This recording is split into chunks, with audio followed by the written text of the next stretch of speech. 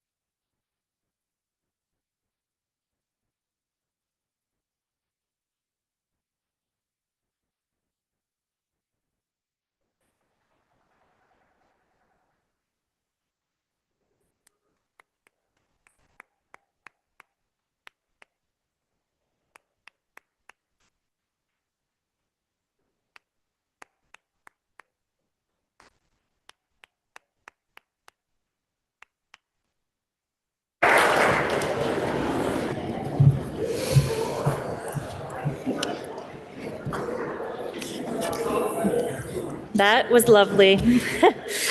Will the House please come to order? We have two House bills for introduction today. The first is House Bill 501, which is an act relating to the deadline for public bodies to respond to an alleged open meeting law violation. Introduced by Representative Booten of Berry City. Please listen to the first reading of the bill. H501, an act relating to the deadline for public bodies to respond to an alleged open meeting law violation. Now the bill's been read the first time and is referred to the Committee on Government Operations and Military Affairs.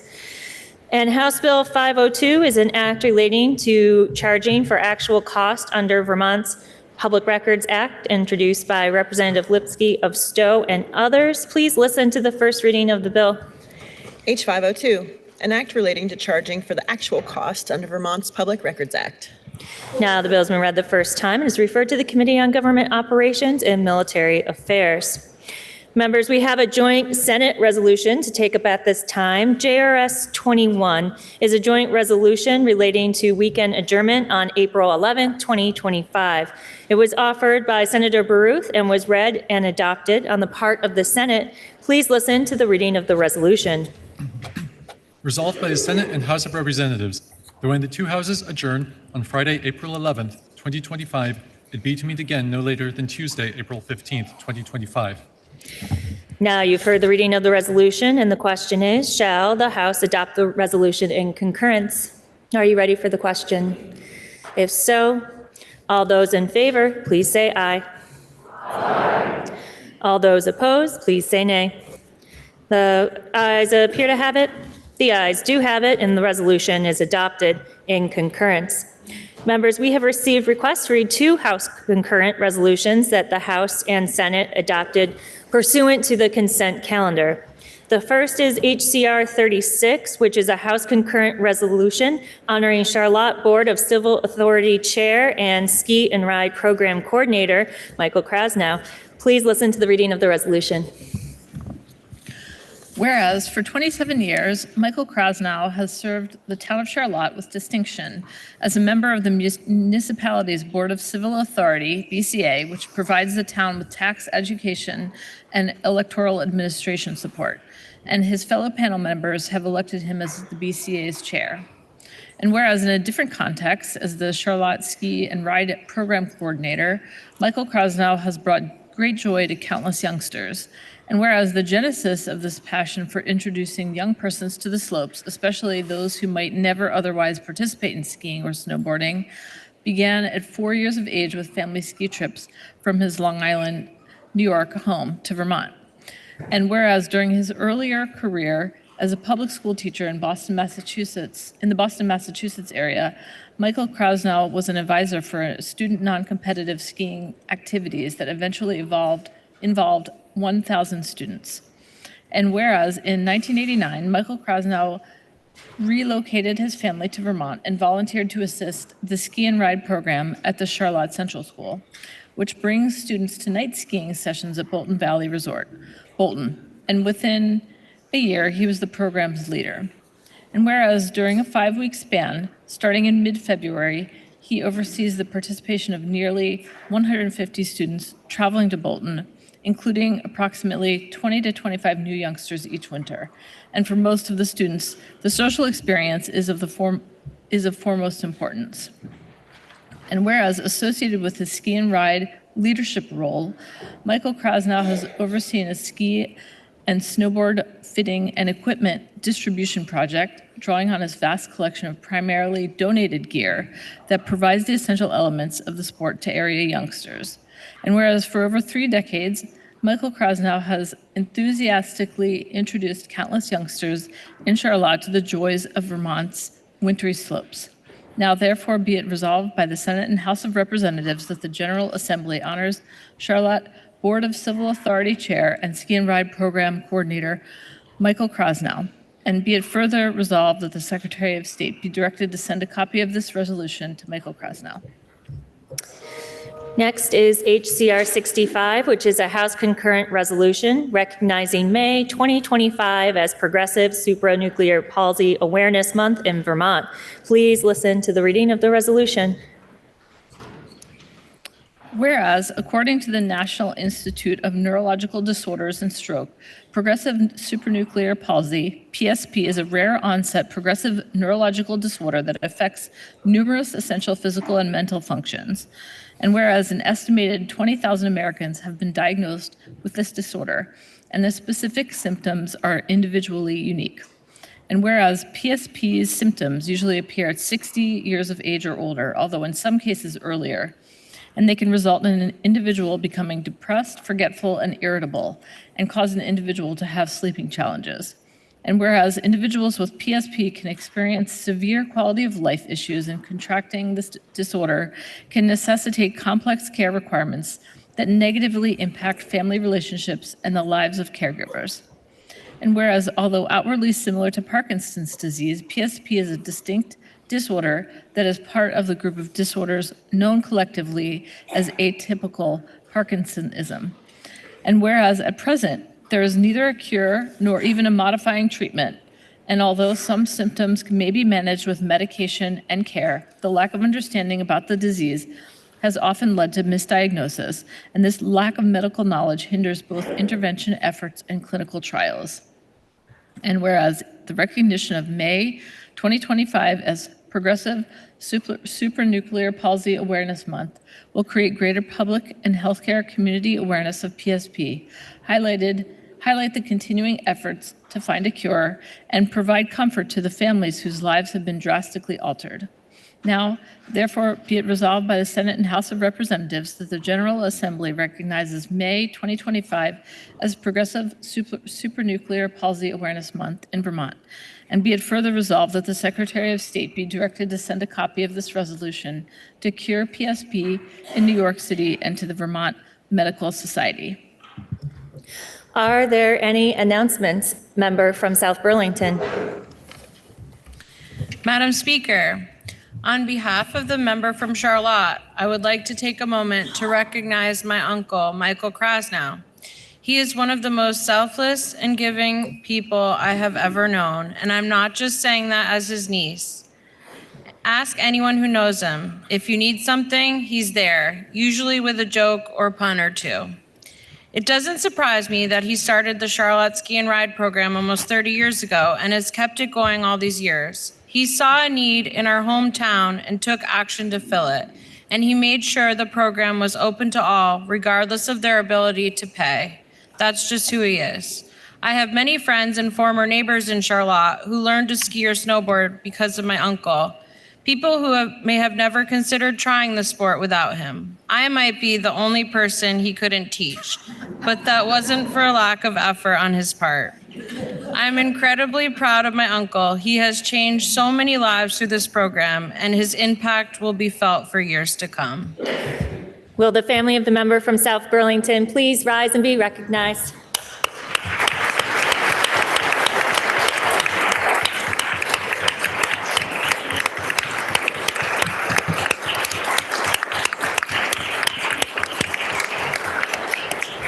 Member from Rutland City. Thank you, Madam Speaker. We just heard the reading of the resolution recognizing May 2025 as Progressive Supranuclear Palsy Awareness Month in Vermont. Many people don't know what that illness is. I personally know very well what it is because my husband Jim suffered with it. His symptoms began and we tried to get a diagnosis. We saw 14 doctors in Vermont, and in 1 hour, Dr. Samuels, head of neurology at Brigham Women's Hospital in Boston, Massachusetts, gave us the diagnosis. It is a slow, debilitating illness with no cure. From the date of diagnosis to my husband's death was almost 7 years. It is my hope that the public and the healthcare community become more aware of the symptoms of this disease. And it is my prayer that a cure is found. I am a member of the Cure PSP support group. I would like to personally thank Representative from Franklin County, Representative DeMar, for initiating this most important resolution. Thank you. Are there any further announcements? Member from Guilford. Madam Speaker, it's with a big heart that I get to acknowledge the fact that my predecessor, Sarah Coffey, is here in the House with us today. Sarah served in the legislature for 6 years prior to me serving the tiny little corner of southern Vermont that I live in. The one thing I can say about myself is I live perhaps 2 miles closer to the border than Sarah does. But I'd like to just please ask you to acknowledge her presence. We're so happy to see her here today. Will the former member please rise and be recognized?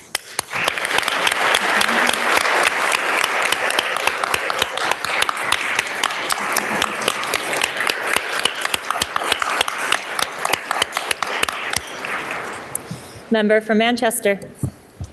Madam Speaker, I am really happy today to welcome Will Belanger and his colleagues from the Vermont Community Loan Fund. VCLF is a mission-driven, community-focused alternative lending organization. We offer loans and other resources to local businesses, community organizations and nonprofits, early childhood education programs, and affordable housing developers who don't qualify for a loan from a traditional lender. Through this work, we finance innovative and important projects all across Vermont. In 2024 alone, we loaned more than $15 million, created more than 530 jobs, built or rehabbed more than 300 affordable homes, and created or retained 422 early childcare slots for our youngest Vermonters. By investing in people and communities, we're building a stronger, more vibrant, and more equitable Vermont. So you may have noticed that I said we. That's because for the last year, I've been lucky enough to work alongside Will, my awesome boss, Sarah Phillips, and the other VCLF colleagues who are joining us today in the card room and the balcony. Not the balcony. Anyway, I'm the program manager for the Loan Fund's Career and Technical Education Revolving Loan Fund. And if you want to learn more about that, you can find me sometime. Meanwhile, I hope everybody will join me in welcoming these awesome people to the People's House. Will the guest of the member from Manchester please rise and be recognized?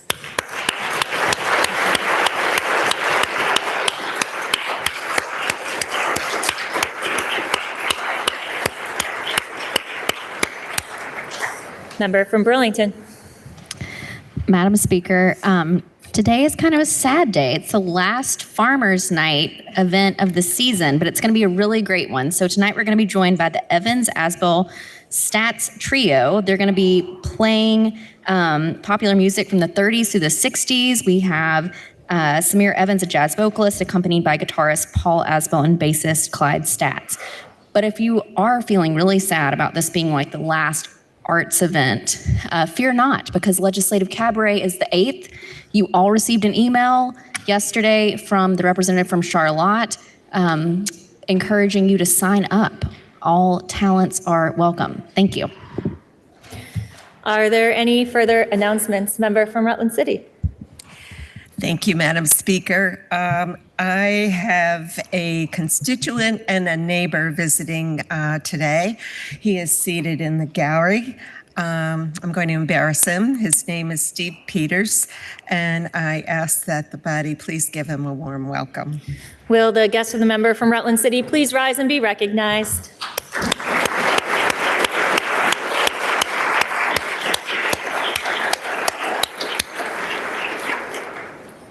Member from East Montpelier.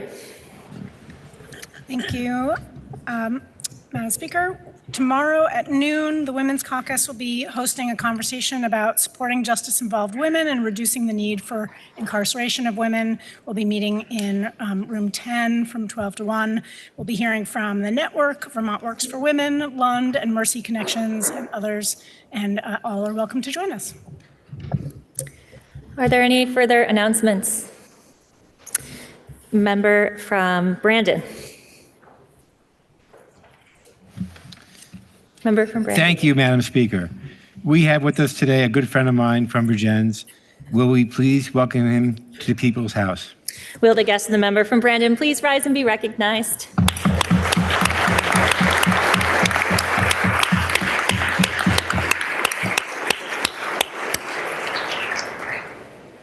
Are there any further announcements? Member from Milton.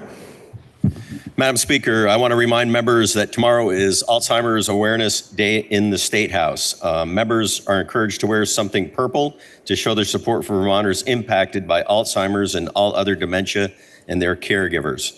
Advocates will be in the chamber tomorrow and are hosting an ice cream social in the cafeteria starting at 3 p.m. The Alzheimer's Association members will be there, as I just mentioned, in the cafeteria and at the doors of the chamber with lapel flowers for folks on Thursday. And I hope you'll join us for a group photo at 12:45. They usually do that on the steps out front. And again, show your support if you're so inclined by wearing something purple. Thank you. Are there any further announcements? Seeing none. Orders of the day. Members, we will begin with House Resolution 6, which is a House Resolution amending the House rules relating to the House Ethics Panel. Please listen to the third reading of the resolution. H.R. 6, House Resolution amending House rules relating to the House Ethics Panel. The question is, shall the House adopt the resolution? Are you ready for the question? Member from Northfield.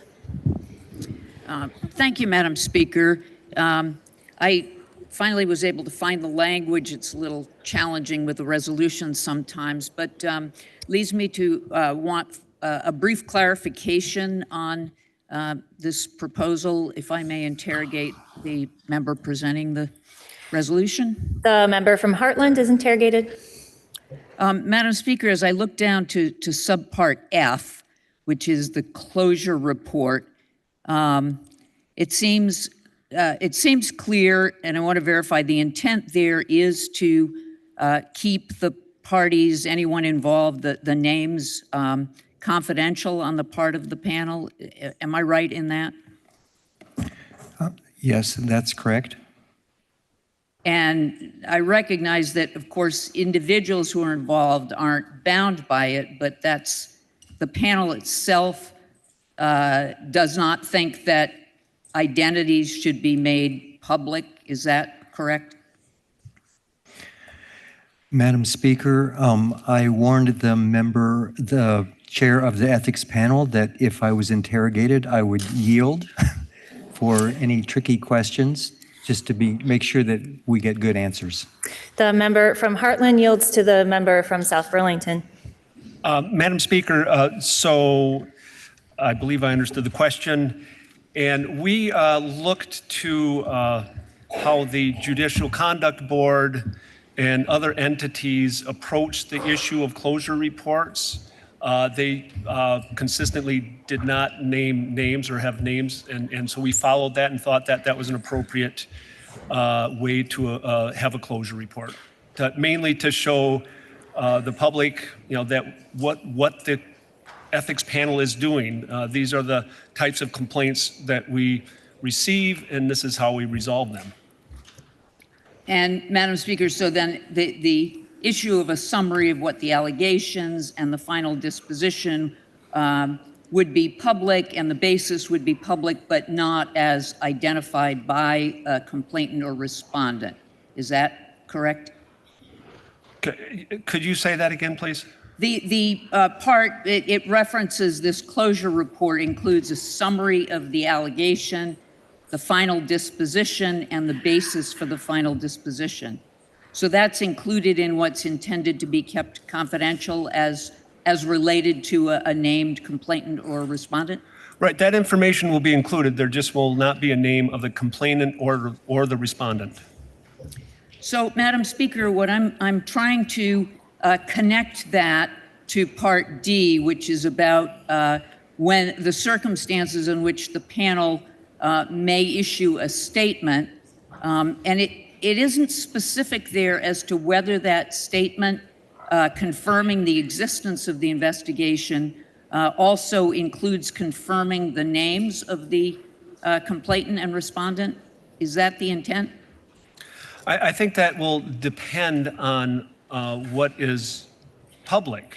I think it will, if there's a particular issue that is public and names are out there, I think that the names would be understood that that's what the ethics panel is talking about, if in fact they make a limited statement regarding the particular complaint.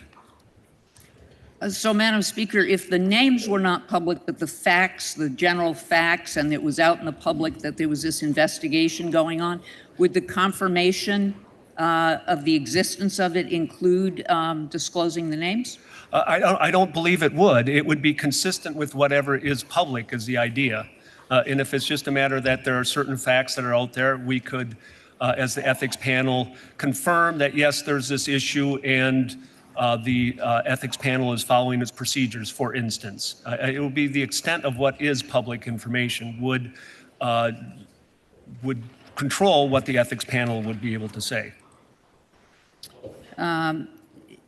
Okay, I guess, so one aspect of concern, I don't think it actually says that in the language.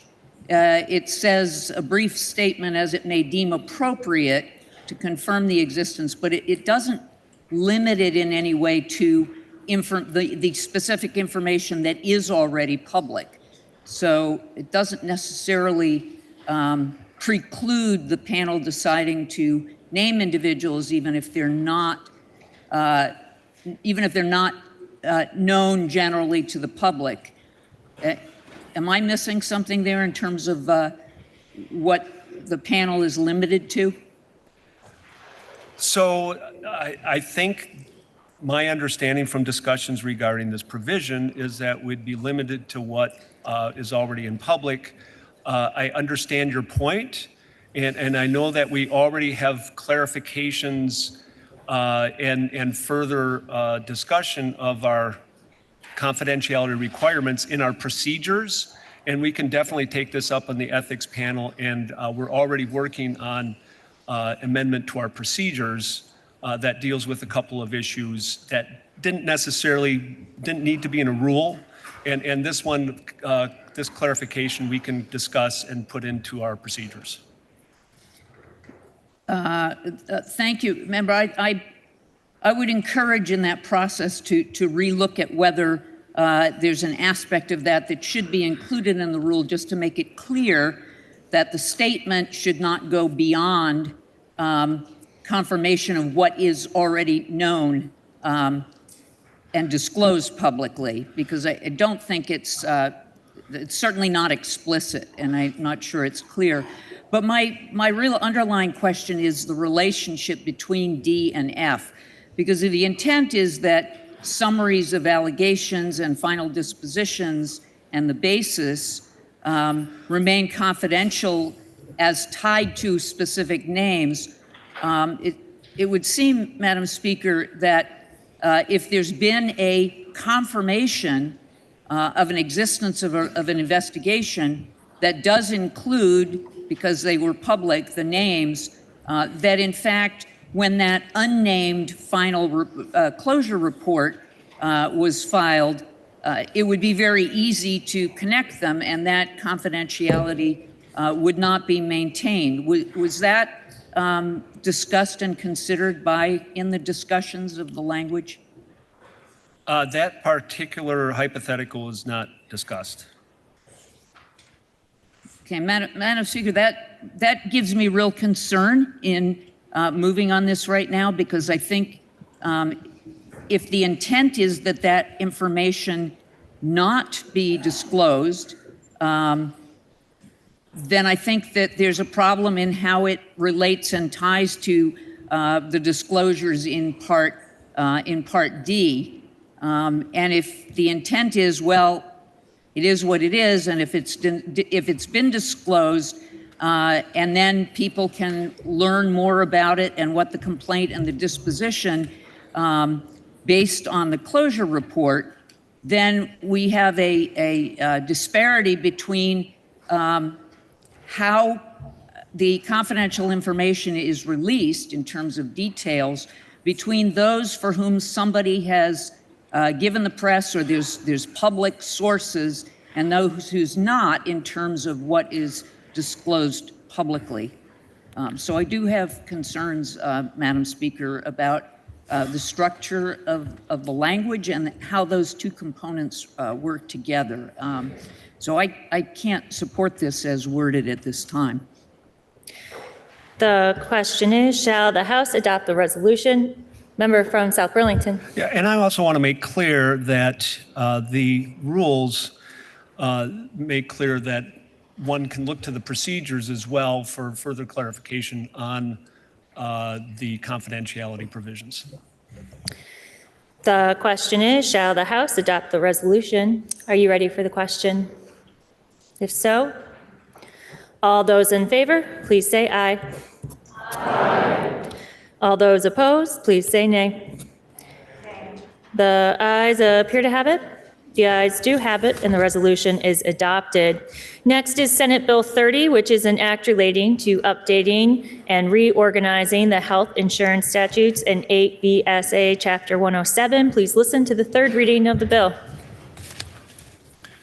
S30, an act relating to updating and reorganizing the health insurance statutes in 8 VSA Chapter 107. The question is, shall the bill pass in concurrence with proposal of amendment. Are you ready for the question? If so, all those in favor, please say aye. All those opposed, please say nay. The ayes appear to have it. The ayes do have it, and you have passed the bill in concurrence with proposal of amendment. And members, our final bill on our action calendar today is House Bill 489, which is an act relating to fiscal year 2025 budget adjustments. Member from Middlebury. Madam Speaker, I move that House Bill H-489, an act relating to fiscal year 2025 budget adjustments, be committed to the Committee on Appropriations. The member from Middlebury moves that House Bill 489 be committed to the Committee on Appropriations. Are you ready for the question? If so, all those in favor, please say aye. All those opposed, please say nay. The ayes appear to have it. The ayes do have it, and you have committed House Bill 489 to the Committee on Appropriations. Members, that completes the orders of the day. Are there any announcements? Seeing, member from Burlington. Madam Speaker, I just want to announce that next Wednesday, April 16th, from I think 5 to 7, I will send out a clarification. We are having the next meeting of the Universal Healthcare Caucus, and the agenda will be a review of the current work of our House Committee on Healthcare on a state health plan and on the current crisis facing our healthcare system of increased cost and barriers of access to care. So more details to follow, but I wanted to give people a save the date that it would be next Wednesday, sometime between 5 and 7. Thank you. And it's going to only be remote. Thank you. Are there any further announcements? Seeing none, member from Poultney, can you please offer us a motion to adjourn until Thursday, April 10th at 1 p.m.? Madam Speaker, I make a motion this body stand in adjournment until Thursday, April 10, 2025 at 1 p.m. You have heard the motion. Are you ready for the question? If so, all those in favor, please say aye. Aye. All those opposed, please say nay. The ayes appear to have